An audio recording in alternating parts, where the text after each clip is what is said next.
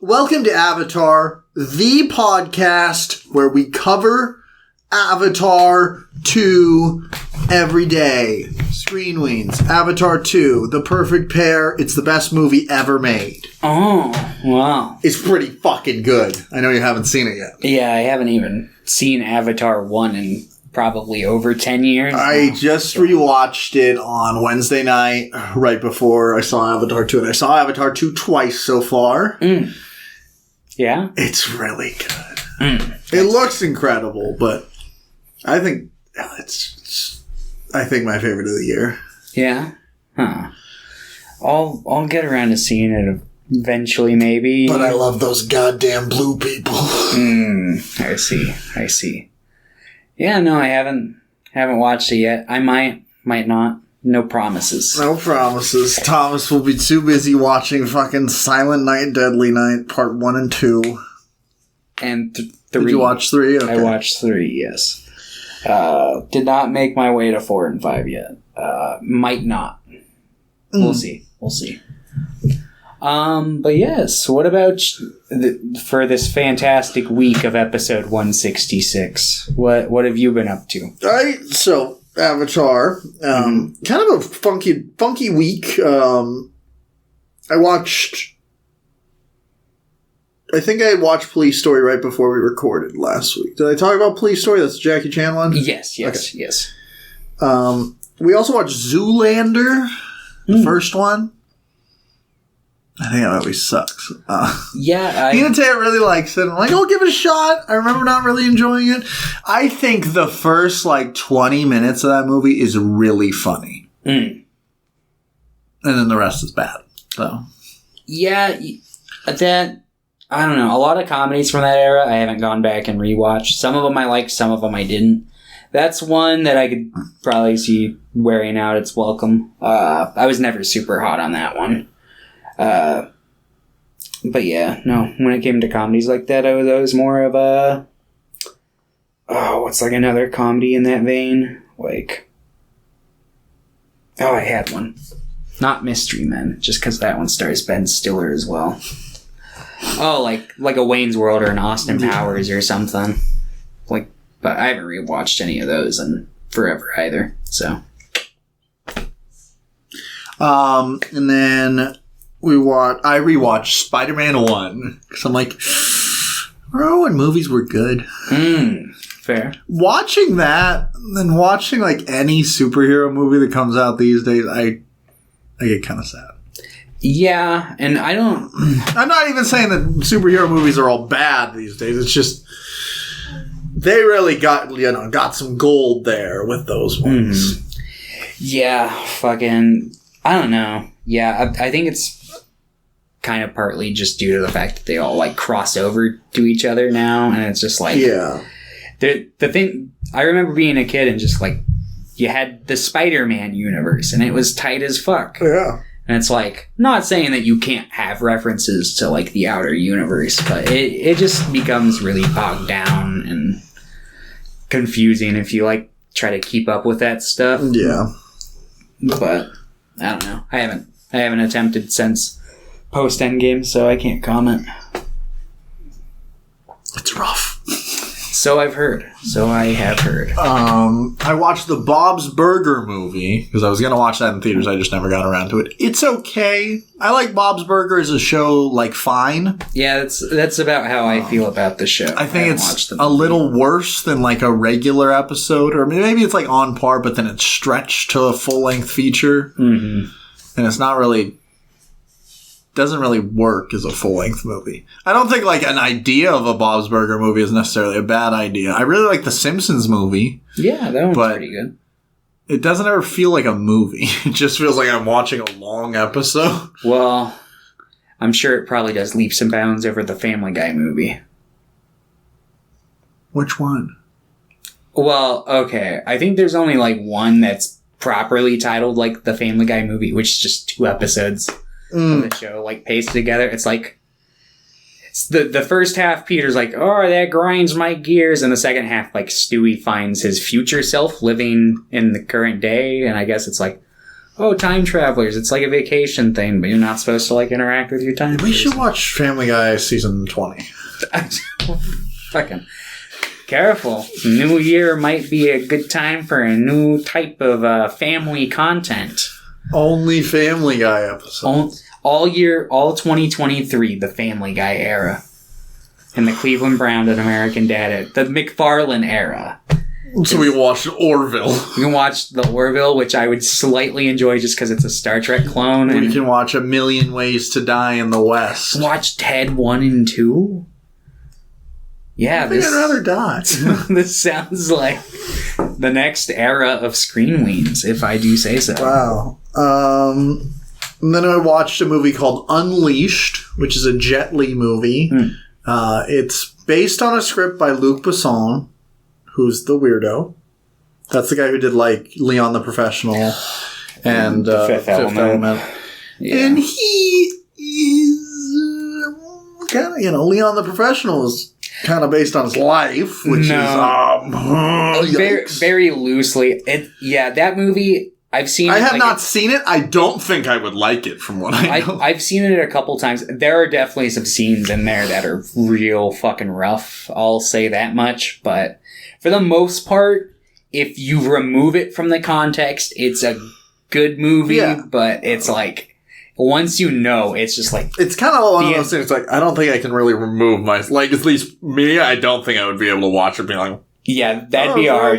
The Fifth Element you could probably get through. Yeah, but I remember really liking that movie, too. But Leon the Professional is a little too... I don't know. There's like a scene where, like, fucking young... Padme. Yeah. Fucking... She does, like, this weird, like... dressing scene, and it's like really strange. That's like one of the ones that like sticks out in my mind, and kind of cringe. Yes. So the script itself, it had some of those moments. I think the movie overall is pretty decent. It was directed by Louis Leterrier, who's the guy who did like Now You See Me, and he did the fucking Dark Crystal show. He was one of the showrunners. Okay. I think he was the showrunner. He's like all over the place. I think he did Clash of the Titans as well. The 2010 one, I assume. Which has I forgot that has Sam Worthington in it. Mm-hmm. And I'm like, man, maybe I should rewatch it. Sam Worthington, I think, is actually like a pretty good actor, and he's just in like bad movies besides Avatar 1 and 2. Sam Worthington's the like kind of like Jason Statham-esque lead of that movie, right? He's He's the main guy in Avatar. Yeah, okay. Yeah. I never really meshed with him in anything I've seen him in. That's because he's always in bad stuff. Yeah. So. Except Avatar 2, baby! Does that mean you think Avatar 1 is bad? No, I think it's great. Okay. But you said you didn't mesh with him in that, so maybe you would when you rewatch it. You gotta wear blue face paint, though. You gotta really become one with the movie. I see. I don't know if I'll go that far. Maybe by the end of it, I'll be indoctrinated. You'll just like look down and you're like, I'm blue now? Yeah, it was weird. Jet Li plays like a slave man who's like, he was taken as a child and he was bred for fighting, and he fights people for Bob Hoskins. Mm-hmm. And then he meets a blind piano tuner played by Morgan Freeman who pretty much takes him in when he runs away. And he's like, maybe I don't have to fight anymore. It's really weird. Weird movie. I think the action's pretty good. I think the emotional plot is decent. I think the script's kind of weird with the female character in it because I'm pretty sure she's in high school. Oh. And Jet Li's like 35 or whatever in the movie. Mm-hmm. And I think the pacing's really weird. I think the movie just in general feels like you're like, what the fuck's going on? It's enjoyable enough though. And the action that is there is really good. Mm. Just a kind of a wacky movie. Then we rewatched another one of Hinatea's favorites, 13 Going on 30. I thought you were going to say 13 Ghosts there for a second. No, that movie's real bad.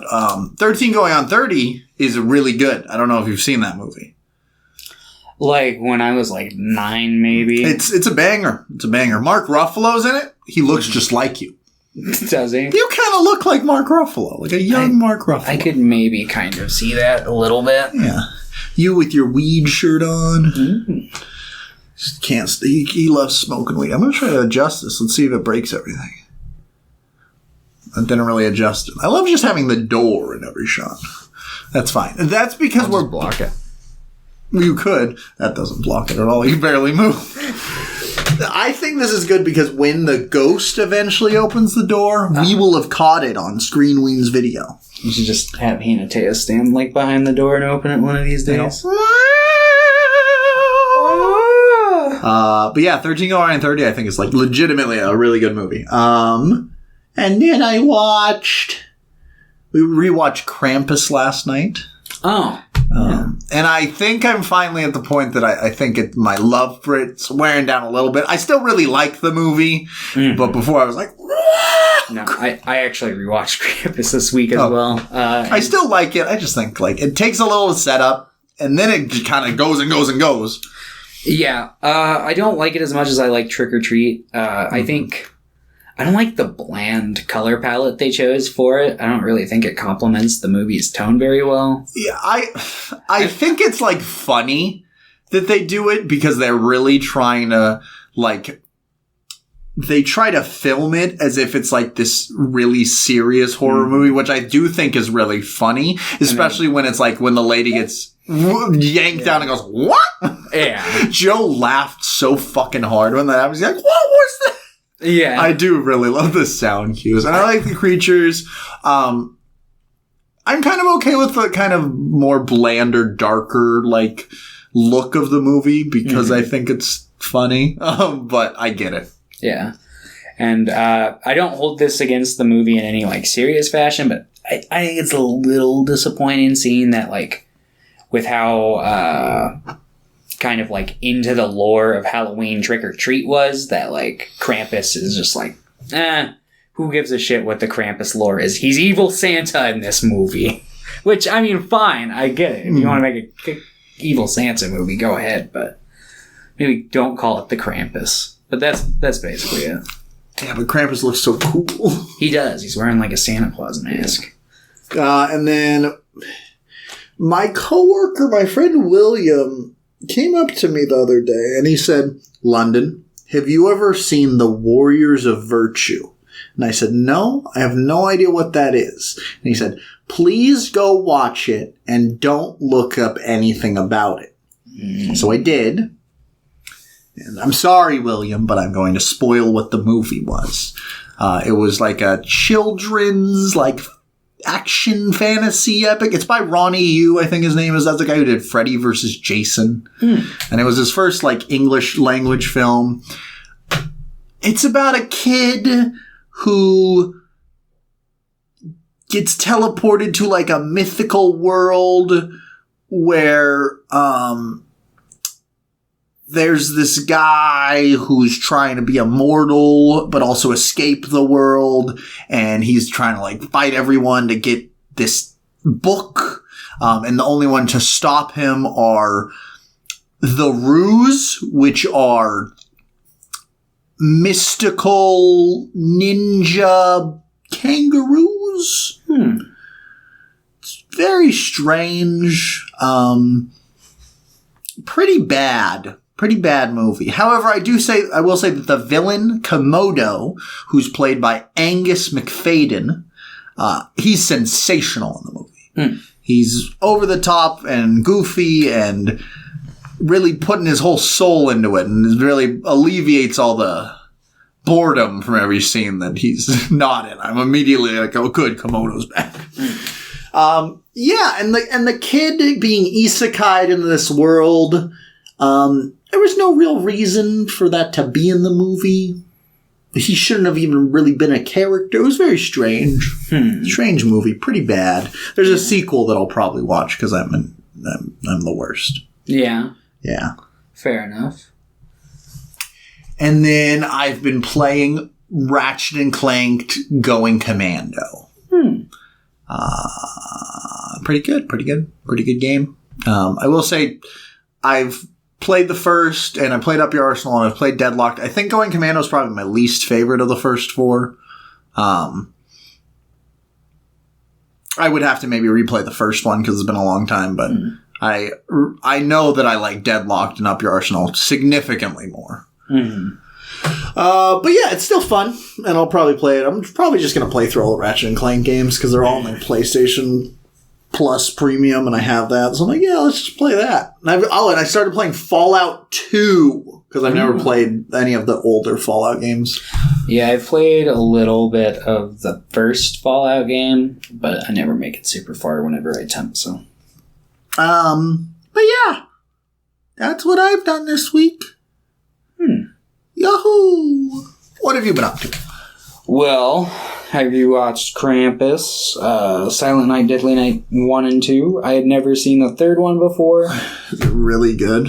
It's really, something. Bad? I mean, I guess it might technically, just on a technical level, be better than the second one, because the second one's like half a movie. Yeah, but this poster's good. Yeah, the second one's really interesting because it's got probably the most over-the-top performance in any movie ever, maybe. If anyone... You've got to watch Warriors of Virtue. Perhaps. But yeah, I was just like... I don't know. It's pretty over-the-top. If you know of any more over-the-top performances... Leave them in the comments below. Yeah, do that. I think that's the second time we've ever said that? No, sometimes I'll say, hey, you want to ask questions? And put them in the comments. Yeah. Do you think you're going to watch 4 and 5? Possibly. Have you seen those before? I've seen 5. I have not seen. The toy maker is here. Mm-hmm. That's Mickey Rooney. Ooh. Who, infamously, shit on the first movie. Because he didn't like it. Which I rewatched the first movie, and it's still graphic, but it's not quite as graphic as I remembered it being. So I was thankful for that. Not to say that the stuff that's in it's not graphic, but I was expecting them to show a lot more than they did, and I was very relieved when it did not. So, but yeah, so that. Oh, and I got some VHS stuff, so, I've been re-editing early One Piece into, 90-minute movies and recording them on VHS. Because I'm a fucking madman. But yes. So that has been my week. I'm currently editing Syrup Village, and that one has 4 hours of content that I need to trim down into under 2, so we will see how that goes. I don't know. I might have to ditch the idea of trying to make them feel like movies at a certain point. I don't think I can get away with trilogies for all of the big arcs. Probably not going to happen once I get, especially post-time skip. But yes. Here's Wano in 3 movies. Well, Wano Act 1 in 1 movie. And then, you could probably do Act 2 and 2. Odin would be his own spin-off movie, and then you could maybe do The Raid in,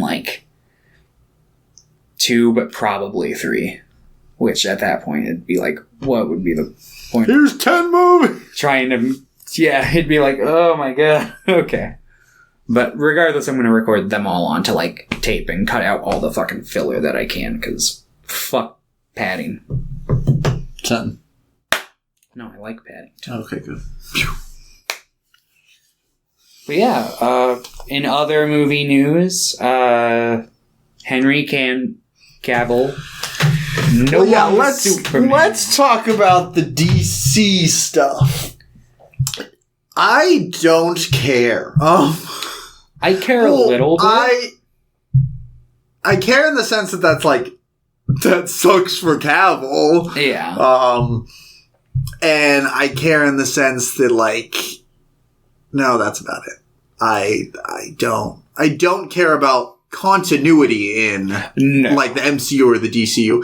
To be fair, I was hoping they were going to nuke that continuity anyway. I was just hoping they would carry some of the actors over and be make it clear it's no, this is a soft reboot at the very least, if not a hard reboot. So. But one thing that made me, really lose hope in moviegoers, which it makes me sad to say, is I kept seeing tweets of at James Gunn, so what's the point of seeing these movies coming out? Because there's still like 4 DC movies that are releasing next year that there won't be a continuation of them. And they're like, so what's the point? To see a movie? What's the point of anything? What the fuck? Well, like, I get, I guess, The Flash, because they've been, they should have canned that a long time ago. But they've really been like, no, we need this to, like, tie everything together. Like, I get that. But, like, Aquaman 2, Shazam 2, like, the Blue Beetle, like, you can just watch them. Like, they're just movies. Yeah, I mean, they'll exist in that previous continuity, kind of. And it's not like they'll be nuked. They'll still exist. Those movies will still be around.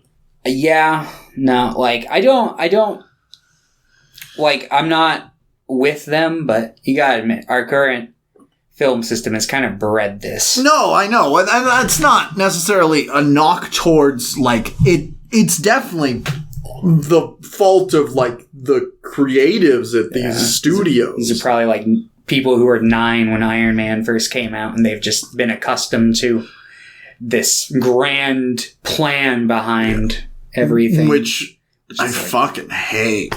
Yeah, it's like, no, you need to grow up in our era where we got, like, 2 Hulk movies, but they weren't exactly connected. And guess what? They made more Hulk in the Avengers, and it's not exactly quite connected to those either. It's like shit like that, where it's like, you don't need a grand universe for everything. That's why I was kind of excited when DC was in this weird purgatory. That's what I think DC, because they pretty much did nuke stuff. Like, after the Snyderverse, like, fell through and Zack Snyder stopped making, like, Aquaman is largely its own thing. Yeah. Birds of Prey is, like, it's completely its own thing. Most of the DC universe is not connected to each other. And that's why even if some of the movies are worse, I'm much more likely to rewatch those because I'm like, what? I don't have to remember anything else. I can watch this movie.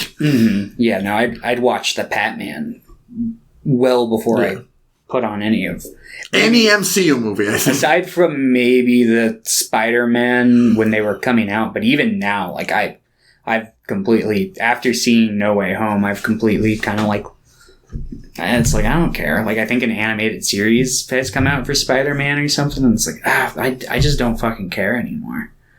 Like, I like Spider-Man, and I still always have my Spider-Man. I'll go see Spider-Verse 2, probably, and I probably won't like it as much as I like the first one, but here's hoping. But, yeah, no, that's what I liked about that weird middle period, because it was like, they should have been the counterculture to, like, Marvel and just had, like, random one-off superheroes, maybe, like, make their own separate trilogies and stuff, but yeah, if they want to restart and do what Marvel's doing, I mean, I'm sure it'll be semi-successful, although I don't imagine it'll spend as much time in the limelight, because, I mean, this superhero craze has got to be close to winding down soon. You would think, but I'm just like, Jesus. Because I think unless, like, DC manages to impress practically everyone. No, you're good. Okay. Because it's like, I think that the mainstream opinion at this point is that, like, Marvel is kind of shitting the bed the last phase or whatever. I mean, I see nothing but people shitting on it for the last few years. So it's like, my computer wasn't plugged in.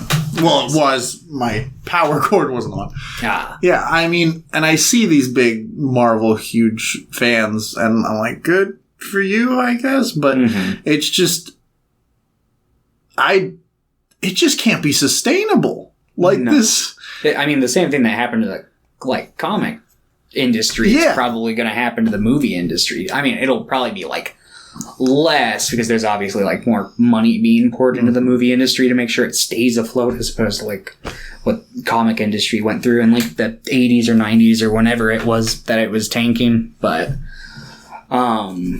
it's just like, I don't imagine it's gonna last much longer. I know people have said it's, like, kind of a cliche to say it's like the modern Western genre, but I don't know what else we would compare it to, really, aside from, like, the blockbuster craze in general. Yeah. I feel like that's a little too broad. And that one has never gone away. We've been stuck with blockbusters ever since.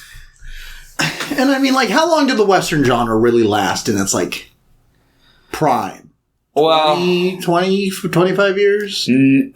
That's kind of a tricky question because it never really went away. But I mean, like nowadays, it's never here's one every 2 years. It never really went away, and I guess that depends on where you'd want to say it starts. Because I mean, we had silent westerns. Mm-hmm. There were serials, radio shows. So I mean, so what we're saying here is the superheroes will never leave us. No, it'll just be like, hey, instead of 7 movies a year, here's one. Yeah, because I'd be pretty happy with one superhero movie a year. Yeah, because at a certain point, the Western genre was big and booming, and then it kind of started to peter out. People wanted to change a pace, so then for a brief stint in the 70s, it became the motorcycle genre because that was the modern Western, and then that's right. I think Star Wars came out and basically blew the lid off completely, and I don't know if we'll get something quite like that to completely steer in the opposite direction of where the Dune 2. Dude, if we could get big book adaptations, big grand shit like that, sign me up. Here's a 10-hour movie of the Silmarillion. I don't give a shit about the 27 Marvel movies, but yeah, give me fucking 7 Lord of the Rings movies that are all canon to the Silmarillion. Not really. I don't need that, but that's just an example. Let's make a adaptation of fucking... Let's make a good adaptation of the Odyssey. Let's start just taking those epic poems. I'm sure there's probably... yeah, there are. I've looked at them. I've thought maybe I should pick some Odyssey adaptations. But I want to reread it because I haven't read it since 7th grade or something. Yeah. Last time I read it... And I have 2 copies on the shelf right now. I've got 1 copy. That's news. What other news was there? I want to say there was some other superhero news. I can't remember what it was. I want to say it was something more on the Marvel side. I mean, Across the Spider-Verse got its trailer. Yeah. Marvel decided that they're going to stop making movies. Yes! Yes! Yes! It's over! Start tearing down all the fucking comic book shit. Not yet. I work at a comic shop. Yeah. I love comics too, and I like superhero movies. It's just... Yeah. They're doing too much. Well, they're not doing enough. They don't put any effort in their fucking movies. They know exactly what will make them money. Yeah, no, I'd be more probably enticed if they kind of strayed a little less safe, but... Just let the director feel like a director. That's why I liked the new Doctor Strange movie, because I'm like, this is a Sam Raimi movie. Even if the writing wasn't Sam Raimi, the directing sure fucking was. Mm-hmm. But yeah. Let's talk about some good movies. Well, first, let's see if we have any questions. Unless there's anything else you want to say. No. Okay. Devastating news. No questions. Pierre, wow. No. Pierre exploded. Oh. Rest in Pierre. Let's talk about Christmas Evil. Yeah, I watched this movie on Fear Night when I was a kid, and then years later I was like, what was that movie I watched where the guy stalked people in his neighborhood and dressed up as Santa and killed a couple people? And I couldn't find it for years. And then one year I found the title of it and I was like, hey. And then I bought a DVD and rewatched it. And here we are. And now it's your favorite movie. You got the whole back tattoo of Christmas Evil. I do. I have the van driving off into the moon at the end of the night on my shoulder blades. It's iconic. No. This movie is a lot different than what I expected. It's a different flavor of those early 80s slashers. It's a little more in the kind of Grindhouse tone a bit, where it's real gritty. It's gritty. It's also its script, its characterization is nuanced in a way. It feels like Taxi Driver in a way. Like the way that they write its lead. A little bit. It's not quite as competent as Taxi Driver, but I see what you're saying. Well, Taxi Drivers. I really like Paul Schrader's scripts usually. No, a Taxi Driver's not one. I'm about to say something extremely controversial. I think this movie's better than Taxi Driver. I would not go that far. I enjoyed this movie more than Taxi Driver. Maybe I need to rewatch Taxi Driver. I like Taxi Driver. I admit it's not the strongest Paul Schrader script. I think when I watched Light Sleeper, I was like, this is like Taxi Driver, but way better and way less of like, I want to say like Travis Bickle is kind of an archetype, but I've met people in real life who remind me of Travis Bickle. So I always keep that in mind whenever I think of that movie. So it's always like, okay, I'm not too, I don't know. But this one I like. I like this one a fair amount.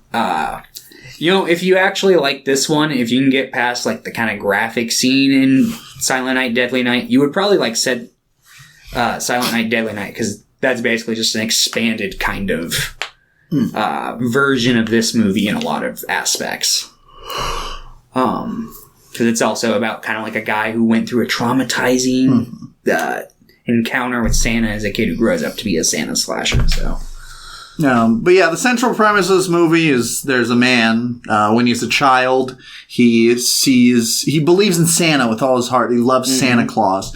And then one night, he sees Christmas Eve, kissing Santa Claus. But he knows it's his dad, and it really fucks him up. Yeah. And then we cut to like 33 years later, 1980, Christmas Eve, Christmas time. And he's working at the toy factory. He still loves Santa Claus.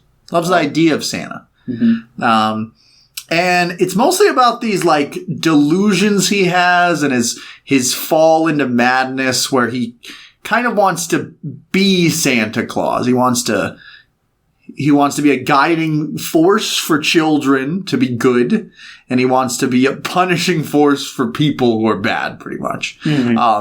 And it gets so bad, his delusions get so bad that by the end of the movie, he's like convinced he's actually Santa until like, he has kind of a kerfuffle. He has a scrap with his brother, and I feel like that point he kind of comes to and he kind of realizes, I'm in trouble. Like, what the fuck am I going? What's going on? At least I feel like he goes to his brother once he realizes, because he has that whole spiel where he's like, "They're not liking my tune." He keeps referring to it as like a song and dance kind of a thing. He's like, I've got it all figured out. The people are going to be dancing to my tune. They're going to love it. And then he kills a couple people and he's like, they don't love it. I don't know why they don't love it. And then his brother's like, no shit, they don't love it. And he strangles him.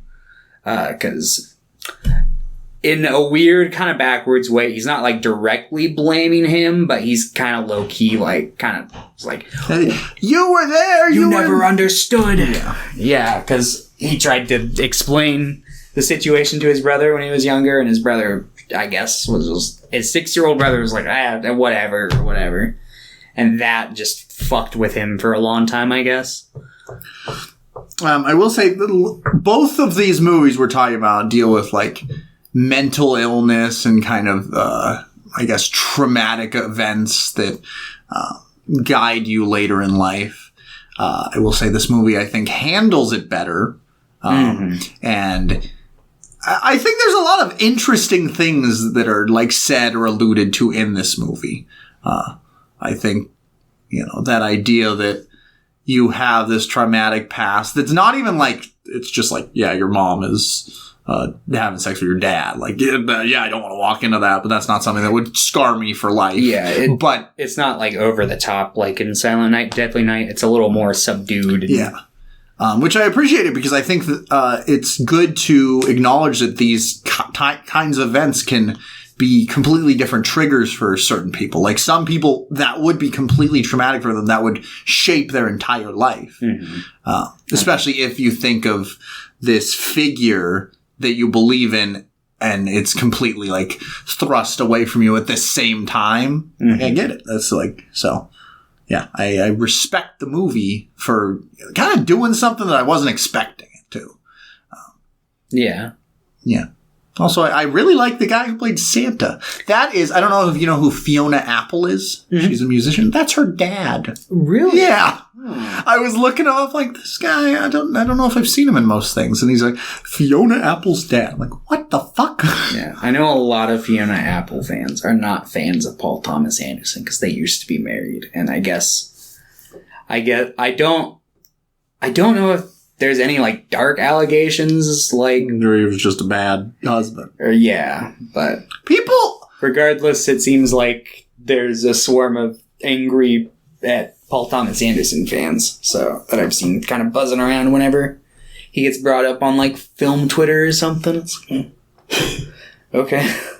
I haven't done enough research to really know, but it's like when people were fucking freaking out at Jake Gyllenhaal when they were talking. With like Taylor Swift. Yeah, like calm down. It's just like people do blow things out of proportion, which I think is actively damaging to actual like abusers and like the narrative surrounding like actual abuse and stuff like that. I completely agree, and I think that's also partly because like Taylor is like on that top tier of celebrity. Where it's like Jake Gyllenhaal is a pretty big celebrity. He's probably like an A-lister, but she's like an S-lister. Yeah. Like fucking. So I imagine that extra outreach just as fucking tons of fans that are just like delusional and obsessive. And it's not even like you can say, yeah, he was a bad person in the relationship, like he was a bad partner. That's fine. You don't say like,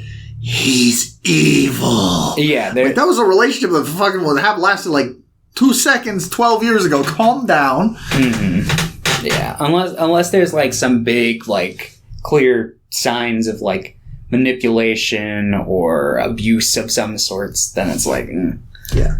It's like if it's just a dumpy boyfriend, they exist. But anyway, what were we talking about? Christmas Evil. Taylor Swift. Yes. The true Christmas Evil. The true kind of. That's more like Mariah Carey. She's all I want for Christmas is you. Mm-hmm. Tune in now. We're live on TikTok recording a live session of Thomas's favorite Christmas jingles. It's not I true. don't know. It's not happening. They're all the Grinch. Hey, I'm the Grinch and I like to piss. Yeah, I'm the Grinch and I like my fur's green, my piss is green, everything. The Grinch is green. Yeah. My cock and balls are green. Christmas dream. Christmas cream. Hey. I got a Christmas tree in my pants for you. It's like Christmas Evil. Oh, speaking of the Grinch, the mean one is out.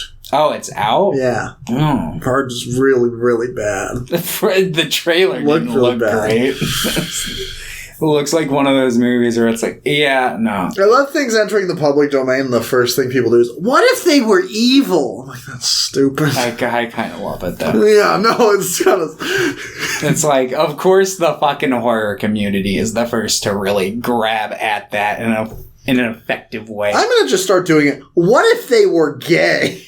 It's just the Grinch. Sorry, the Grinch is gay in this one. Just wait till Steamboat Willie enters public domain like next I'll show year. you as Steamboat Willie. Just do like softcore fucking mainstream. I'm gonna get Disney to try to assassinate me. The Grinch and Steamboat Willie are fucking. That's the name of the movie.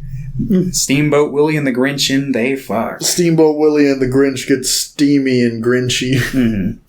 But yeah, Christmas Evil. Yeah, there's some good scenes in this too. I like his little... I like his little descent into menace. I like his kind of timid tone towards the beginning, and then he really like becomes Santa. Or, Merry Christmas! He sounds just like Santa. Yeah, no, he does He does a good Santa. I'm like, man, this guy should just be Santa. And I respect the dedication to like get actual like fur to put on there. Yeah. I mean, it kind of was his downfall. I wonder if he had just had a surplus of like cheap Santa costumes, if he might have gotten away with it for longer. But I I do like that he's like also trying to do good. Like he doesn't really understand it, but he delivers all those presents he stole from the factory to the children. Oh yeah. No, he's not out there trying to be wholly evil. He's more like I'd say he's more morally just than maybe like the Punisher. Yeah. I don't see the Punisher out there giving kids presents, but the Punisher should be Santa Claus. I'd be surprised if there's not at least 5 issues. I love the scene where he wanders into that neighborhood Christmas party, and then they're all like dancing and stuff, and then he goes up to the kids and he's like, "You better be good, or I'll bring you something you really don't like." And everyone's just kind of like staring at him, and then he's just like, "Ha ha ha!" Yeah, no, that scene. It's like it's clear that there's something wrong with him, but it's kind of if you've got a dark sense of humor and can just separate yourself from the movie, it's pretty funny. Yeah, and I love that ending. I don't know, something about it just. So magical. Magical. It's also pretty depressing. Well, yes. It's like that nice thin veil of magic over the dark, cruel reality. Yeah. I like to think that his brother actually strangled him to death, and that's just some hallucination he's having in his van as he trickles out of consciousness. Either that. I also like the idea that because it shows the brother and then it shows that, so I like to imagine that something it could be is the brother's finally giving into this delusion as well, and he's seeing him fly off. Yeah, sequel hook. Yeah, it's the brother. He's Santa now. Christmas evil again, or another Christmas evil. I don't know, but yeah, Christmas evil. This movie is pretty good. I also like the scene where he tries to actually go down the chimney and he gets stuck. I was like, oh no, what's he gonna do? And then he just gets out, and I'm like, Jesus, that was actually kind of like horror. I'm like, I don't like watching this. I don't like people getting stuck. I'm like, oh. No, I was more worried that he was gonna get unstuck and like slide down the first time I saw it. Well, yeah, he was gonna slide down, and then Tim Allen's at the bottom, and that's actually what happened. He was a murderer. This guy just murders Tim Allen and becomes the next Santa Claus. There's a lot of good scenes in this movie. Yeah. I love the scene where he's just running from people. I like the way that they filmed it. Like, this one is also like a pretty low budget movie, but I like the way they filmed it where they're just like, you just see torches in the back. Yeah. There's a creepy scene early on where he like kisses the side of this kid's house with like mud and leaves handprints. That part was like, I don't know, really unnerving. Yeah. It's like... Yeah, I think this movie really is good at, like, defining this character as kind of a wild card, where he is on his own tune. Like, everything he does makes perfect sense to him. And because we're not on that same tune, we don't get what he's doing. Yeah. And I love he kind of finally stands up to his boss and stuff. He's like, this guy doesn't even know the tune, but you do, and you purposely don't follow him. Yeah. Like, hell yeah, brother. Right.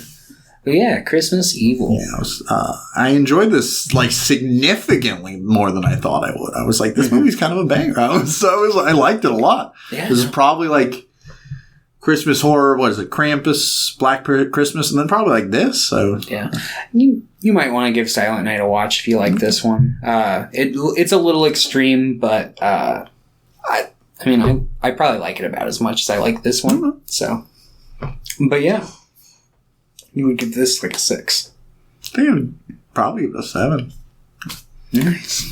Thomas, if he were to rate it, would give it a 500 out of 1. Probably like more like a 5 trillion. Yeah, like 5 infinity out of 6. You know. But yes. New Year's Evil. Yeah, this one's a little bit more standard for the time. Yeah, it's kind of bad. I like parts of it. I don't think it's wholly bad, but I think it's I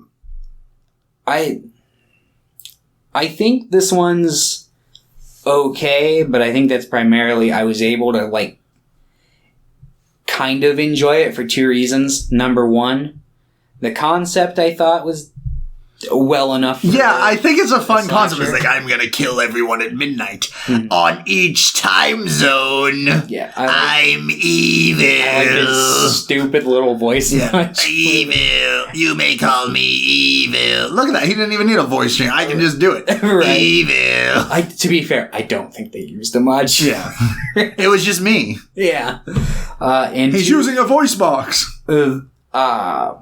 I'll split this one as one, but it's technically two. The actor playing the main evil guy looked a lot like Jeffrey Combs. He did. When I first saw him, I'm like, is that Jeffrey Combs?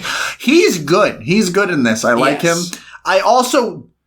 Maybe it was because I was a little bored during large chunks of this movie, but I didn't see the, twist coming. I don't know if it was, whole time I was... I think it was because, I guess spoilers for this movie, but this woman is being harassed by this guy, evil, on the radio show that she's a part of. She's doing a telethon concert kind of thing.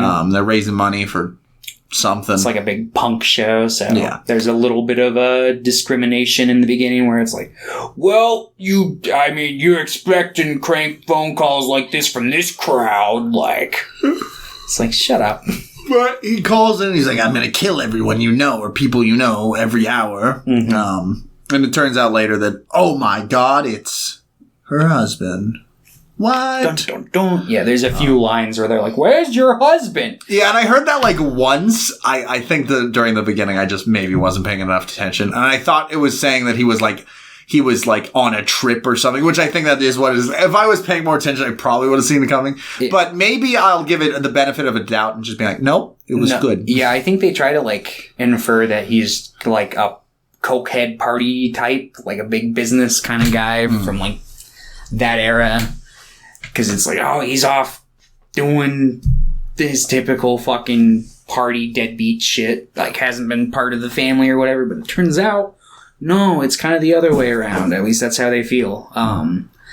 Because turns out it's the husband, and then he was in a sanatorium, and he was killing the people involved with it and the people she knew. Yeah, and it seems like his son was aware of the scheme at the very least, but some might have been somewhat involved because it seemed like he was going to be the one to do the final midnight kill. Well, yeah, because he drives away at the end, right? That's him. Yeah, he drives away at the end, and when he comes in, he's laying in the bed because he's got some sort of an Oedipus complex, it seems. One thing I will say is I was genuinely intrigued by this. I was like, okay, let's see where this goes. They just don't really do anything with it. No, it's more just here's a weirdo. I think he was meant to be...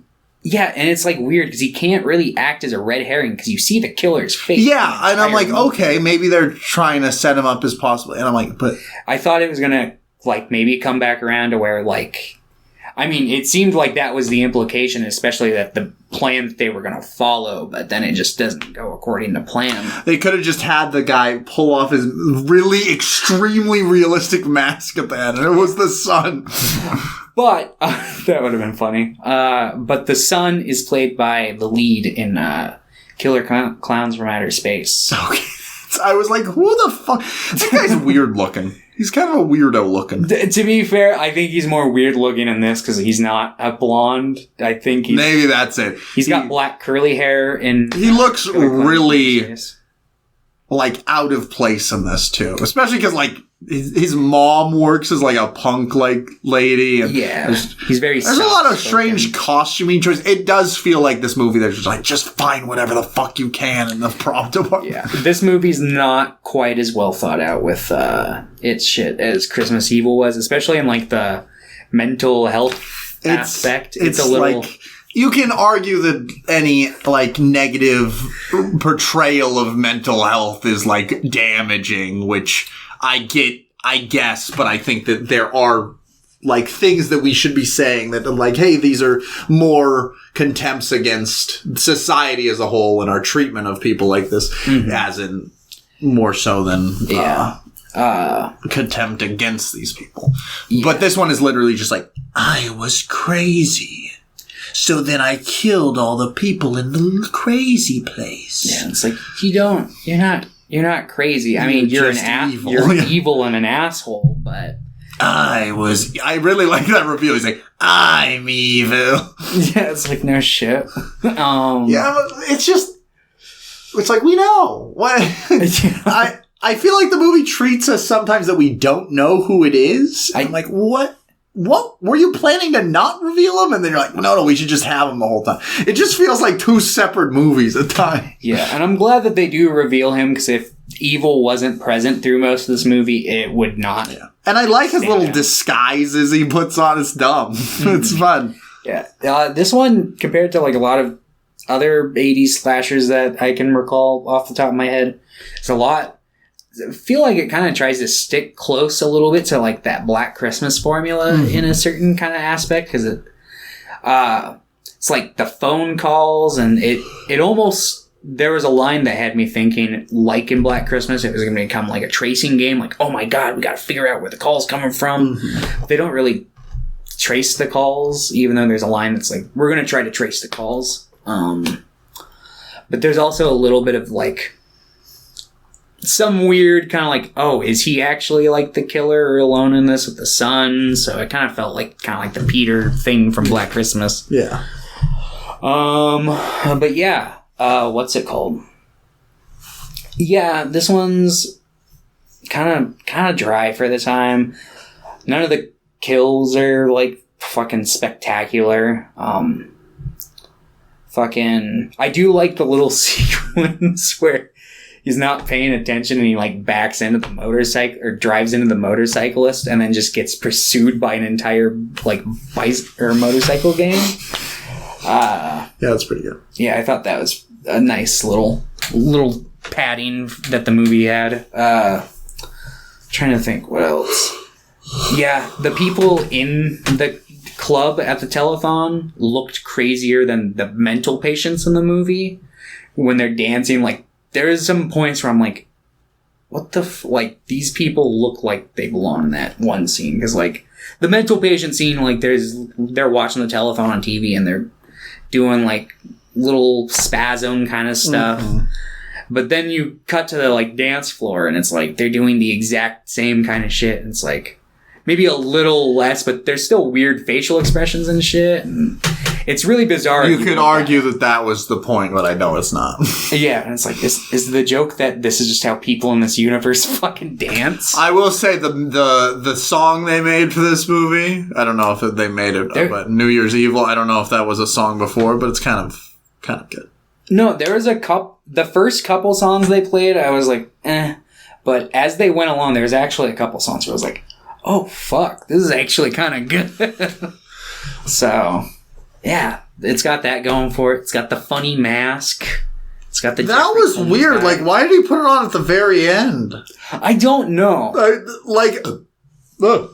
Apparently he wanted to kill his wife in that mask. In the weird clown Ronald Reagan mask, or whatever the fuck that was supposed to be. Yeah, I'm not quite sure. Like, there are parts of this movie that I'm like, this is good. I like what they're going for. And then there's parts I'm just like, this doesn't even feel like it should be in this movie. It feels like it's from a different movie. Why is he in that mask? Yeah, I don't know. Because he doesn't wear a mask. He wears disguises throughout the movie, but not masks. Yeah. Which I like. I like that MO. Yeah. I like the villain, or at least I like most of what the villain's going for, and I like that portrayal. I don't really like the lead. No, she's just kind of there. I feel like you really need a really solid lead. Yeah, for a lot of horror that, especially if horror doesn't have like, this movie doesn't have like a ton going for it. It's fine.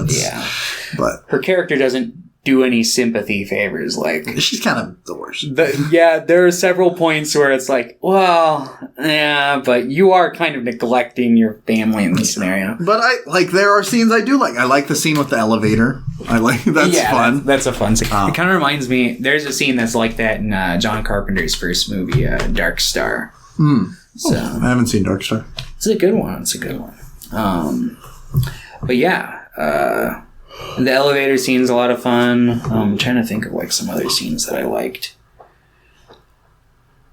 I mean, The nurse scene was okay. The kill wasn't great, but I like it in concept, I guess. Yeah. Just due to how over the top he kind of was about it. Yeah, and I like this idea that he is like genuinely like using charm in these situations. It makes it less, I guess, creepy to watch. Yeah. And then a lot of the but in a different way. But a lot of the kills just aren't super ambitious or fun to watch, or they're off screen, or you know.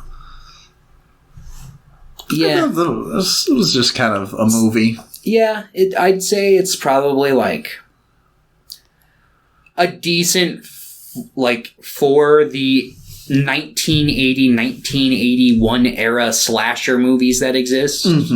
It's probably like, I think there are things about it that'll stick it out as more memorable in my mind. So it'll kind of like be more present in my brain compared to like a lot of those movies tend to be. I think evil as a character really helps the movie like a lot. I think without like such a, I guess, fun to watch villain, this movie would like suck. Yeah, which explains why we never got a sequel, because no one wanted that sequel hook. Yeah, I do think the ending's pretty bad. Yeah, it's not great. For a second there, I thought it was going to like burst into like a secret like mini third act where it was going to be just the son versus her for a second, but no, it never fully evolved into that. But before I forget, I must mention that dummy that they throw off the top of the building is the fakest looking dummy I've seen in shit. I've seen like some pretty fake dummies and shit. It's pretty fun. Like, it was just like the second you see it, it's like, oh yeah, that thing is as stiff as a board going down. But fair enough, I guess. 1980. Yeah. Low budget probably, so. When he actually Any of us can make a movie. When he was actually down on the pavement and they like showed that shot of his hand, like I thought that was a pretty It was just when he was falling, it was like, ooh. He's got the mask on, so they didn't have to bother fucking doing the fucking mold of his head or getting a wig or anything.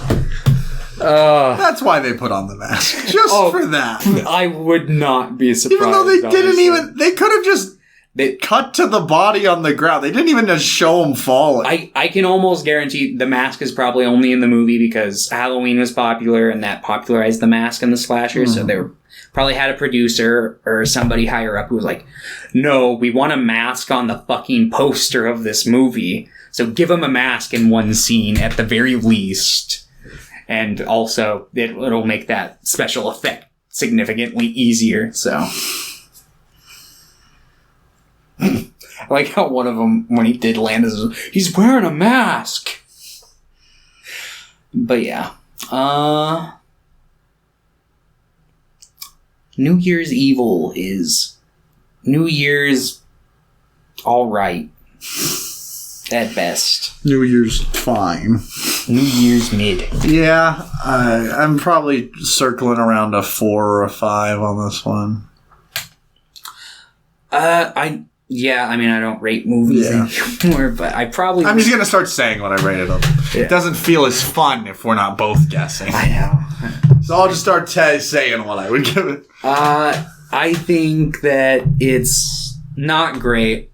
It's a very niche audience that this movie would appeal to. I mean, it's just if you like kind of shitty horror. Yeah, if you watch a lot of shitty slashers, this is going to be one. And sometimes it's fun to just sit there and watch a shitty slasher. But I think after watching Christmas Evil, I was just like, man, that movie was good. And then I watched this one, I'm like, not as good. Yeah. They can't all be Avatar 2. No, they can't. But yeah, another successful week. Next week it'll be after Christmas, so Merry Christmas to everyone. Or Happy Kwanzaa, Happy Holidays, Happy Hanukkah, whatever you may celebrate or not celebrate. We're happy that you're listening, and we're happy that you're alive. Unlike evil. Hey. I shouldn't have done that. Oh, God. So, What are we doing next week? All right. We'll go with some easy watches. Okay, we're watching something. Cool.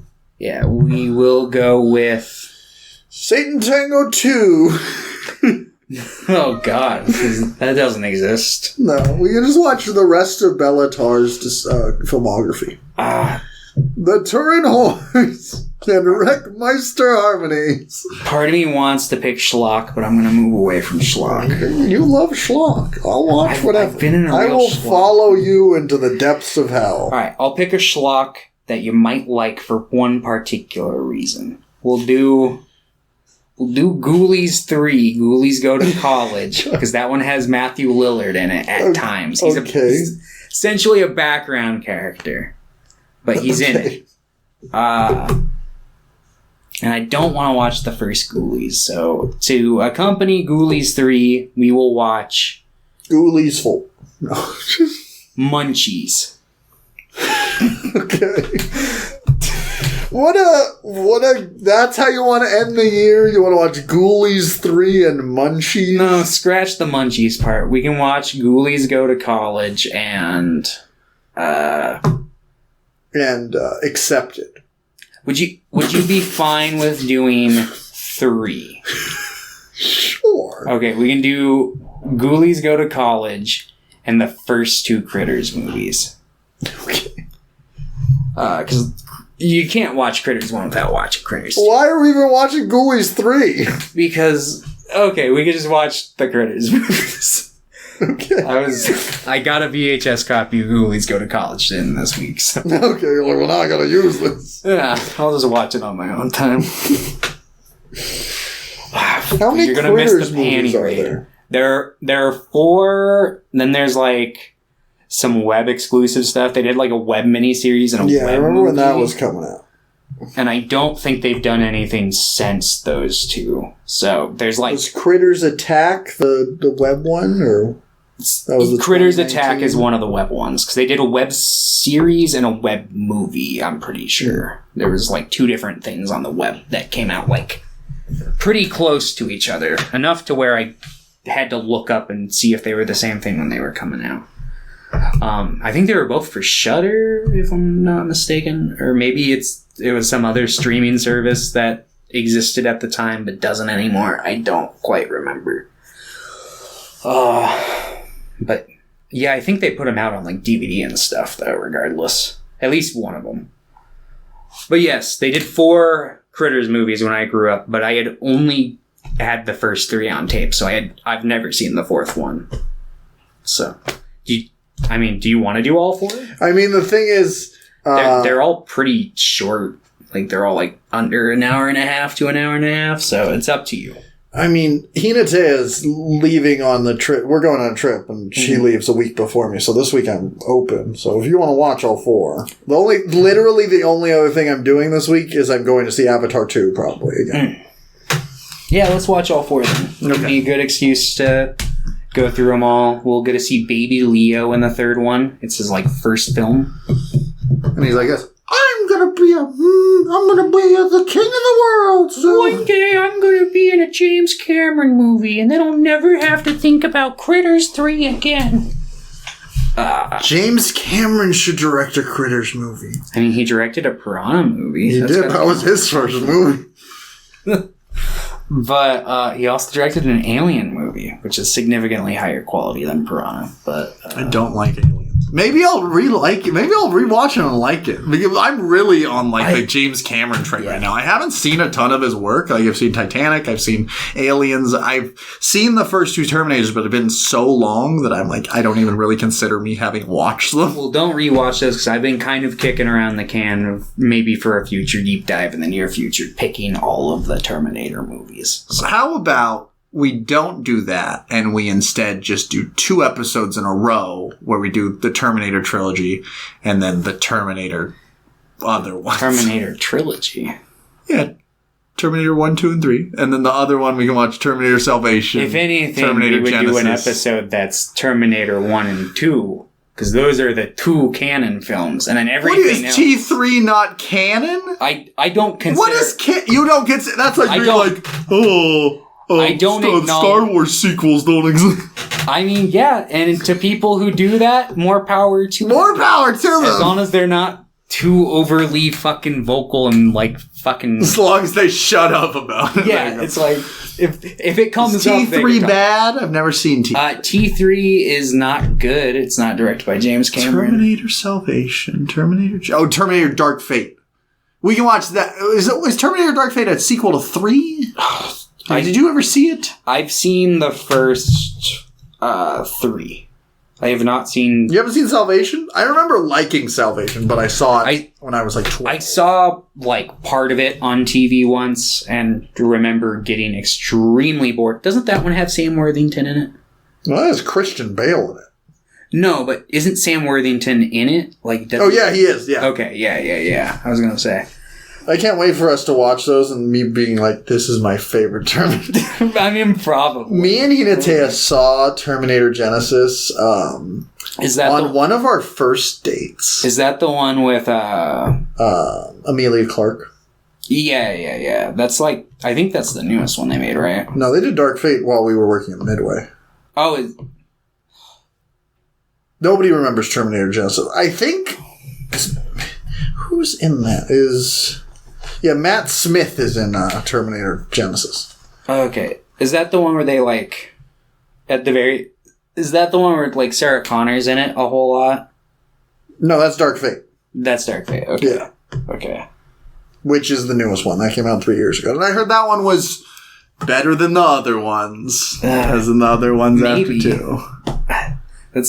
That doesn't instill hope. But anyway, I planned on picking those at some point. Okay. That's fine. I'd be down to do them. So, yeah. All right, everyone. You're great. We'll Happy see you. Holidays. We'll see you next week for the final episode of 2022. Man, we're getting old. Okay, bye.